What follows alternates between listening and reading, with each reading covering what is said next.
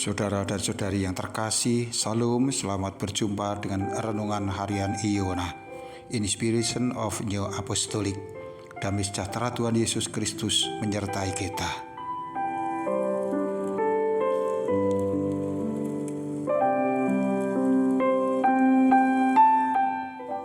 Kita akan membaca firman Tuhan dari Injil Lukas pasal 16 ayat 24. Lalu ia berseru, katanya, Bapa Abraham, kasihanilah aku, suruhlah Lazarus supaya ia menyelupkan ujung jarinya ke dalam air dan menyejukkan lidahku, sebab aku sangat kesakitan.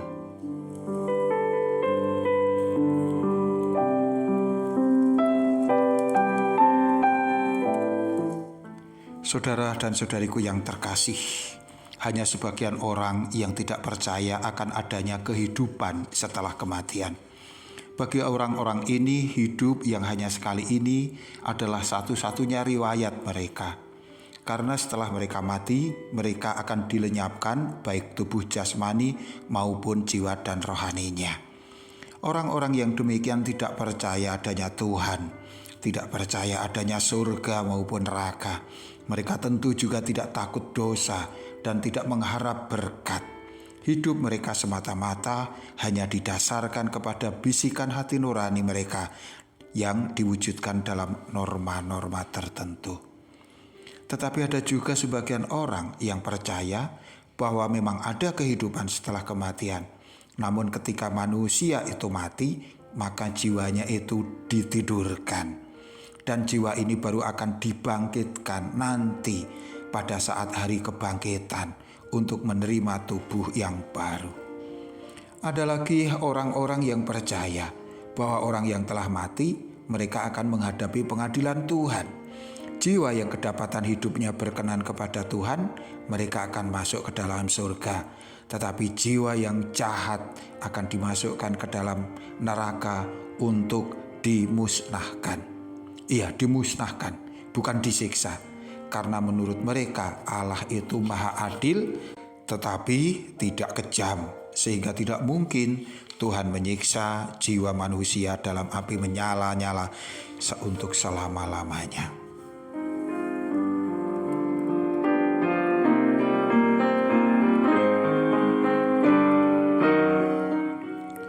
Lalu bagaimana menurut pengajaran Tuhan dalam kitab suci? Jika kita ingin tuntas membahas masalah ini, kita akan butuh demikian banyak waktu. Namun untuk saat ini kita hanya akan melihat sekilas dengan berpedoman kepada perumpamaan Tuhan Yesus tentang orang kaya dan Lazarus yang miskin.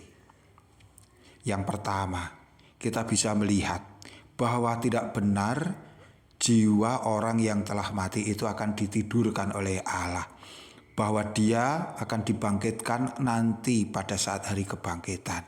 Melainkan mereka sebenarnya tetap hidup, tetap beraktivitas sesuai dengan kondisi yang Tuhan ciptakan untuk mereka.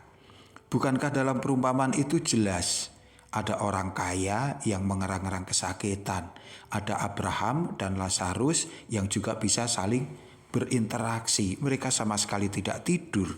Mereka masih berada di dalam sebuah kehidupan. Meskipun dimensinya berbeda, alamnya berbeda sesuai dengan kehendak Tuhan.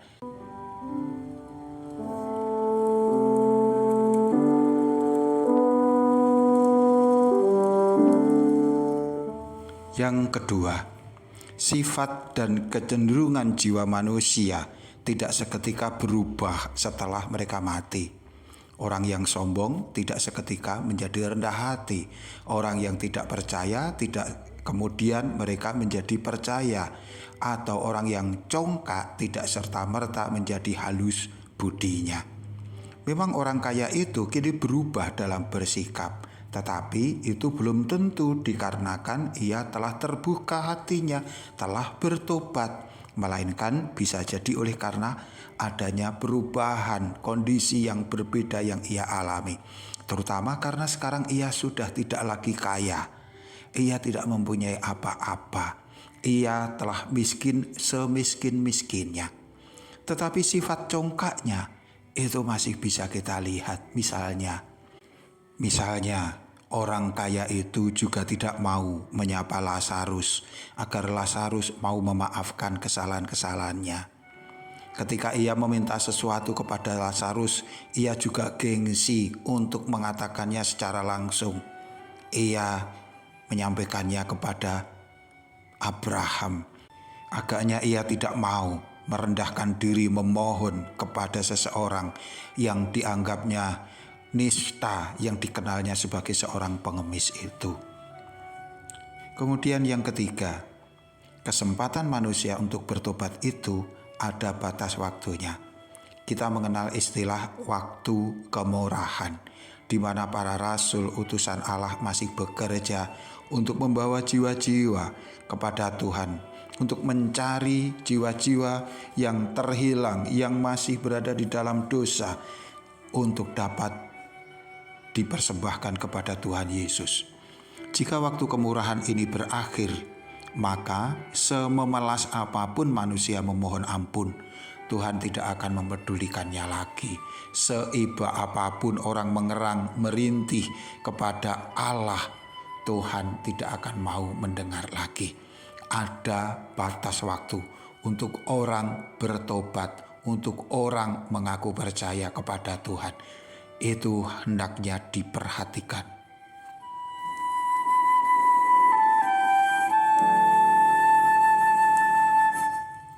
Saudara dan saudariku yang kekasih, kita bersyukur kita masih diberi kesempatan untuk berbenah diri.